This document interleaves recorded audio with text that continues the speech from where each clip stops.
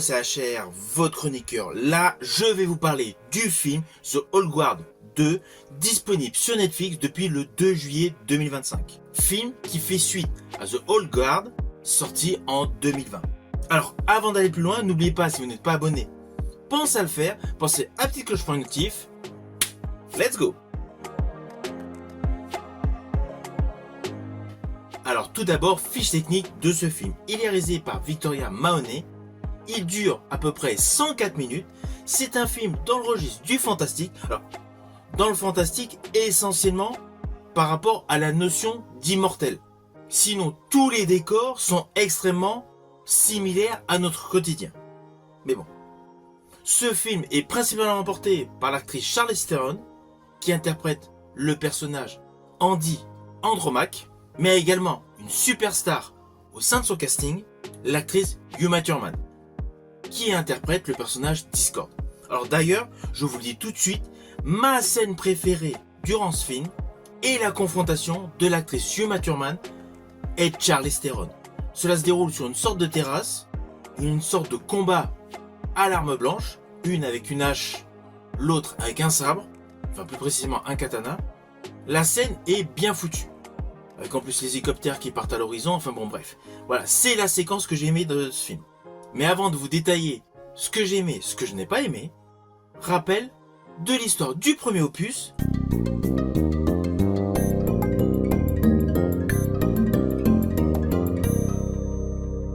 Alors pour rappel, dans le premier film, nous découvrions donc une équipe d'immortels, Andy, Booker, Joe et Nikki. Évidemment, Andy, c'est l'actrice Charlize Theron.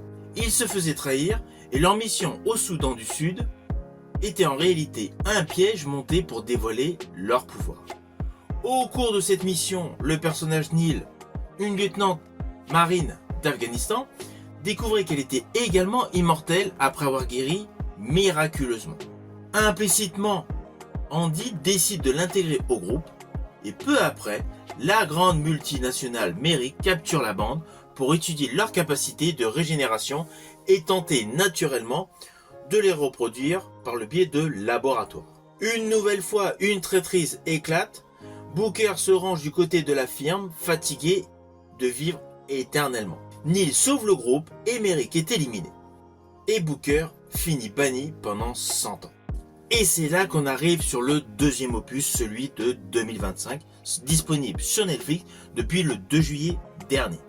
Alors la scène d'ouverture nous présente une immortelle qui est sortie de l'eau. Ça c'est la scène d'ouverture. Cette scène est plutôt bien faite. S'ensuit une scène à la Fast and Furious, le truc qui ne colle absolument pas avec cette saga, enfin avec ce diptyque. En plus, c'est du Fast and Furious cheap. La rapidité des bolides semble totalement inexistante. Il y a ici et là une ou deux belles cascades, mais cela n'empêche pas que cela reste très conventionnel. À la suite de cette séquence d'action movie, nous basculons dans un film essentiellement porté sur le dialogue. Alors, je ne suis pas contre les films avec du dialogue, loin de là. J'apprécie pléthore de films où il y a une vraie structure narrative. Mais malheureusement, dans ce film, ce n'est pas le cas. La structure narrative est bidon. Et à la base, ce film est la suite d'un action movie qui avait cartonné sur Netflix. Donc, on s'attend logiquement à un film d'action. Sur les 1h45 de film, la partie action se résume à 20% du film. Concrètement, les réelles scènes d'action, toutes regroupées, cela assure que 20% de ce film. Il y a des méandres de dialogue, mais qui ne servent à rien dans ce film. Cela n'empêche pas que Charlize Theron et Uma Thurman sont deux actrices de talent, et cela se voit. Elles croient en leur rôle.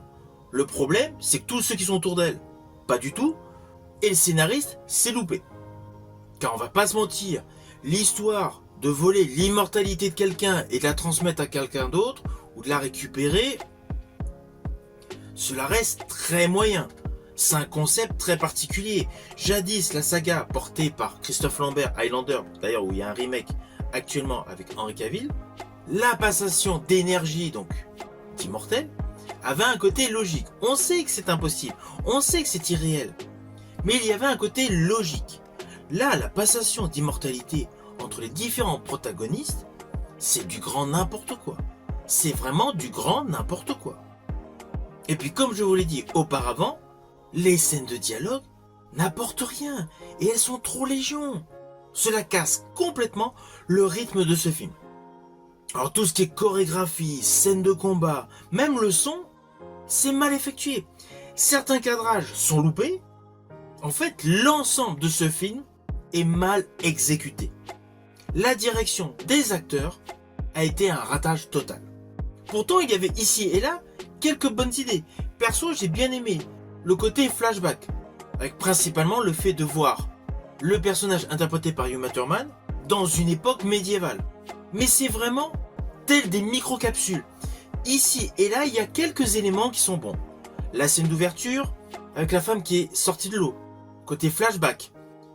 La dualité Charlize Theron et Uma Thurman.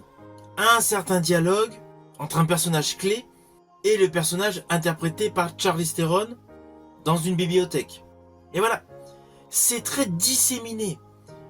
Tout le reste de ce film, tout ce qui englobe l'histoire de ce film est décevant. Cela ne colle absolument pas. Et alors le final, ne vous inquiétez pas, je ne vais pas vous spoiler, mais c'était évident, il y a une volonté de faire un troisième opus. Perso, je le regarderai pas. Selon moi, c'est du grand n'importe quoi. Le final n'est pas une fin de ce film, c'est uniquement un prétexte à faire un troisième opus. Après, tous les goûts sont dans la nature. Certains d'entre vous pourront apprécier ce film. Mais perso, naturellement ce n'est que mon avis, je n'ai pas du tout aimé ce film. Si vous avez aimé ma vidéo, n'oubliez pas, petit pouce vers le haut, pensez au partage. Quant à moi, je vous dis tout simplement à une prochaine vidéo.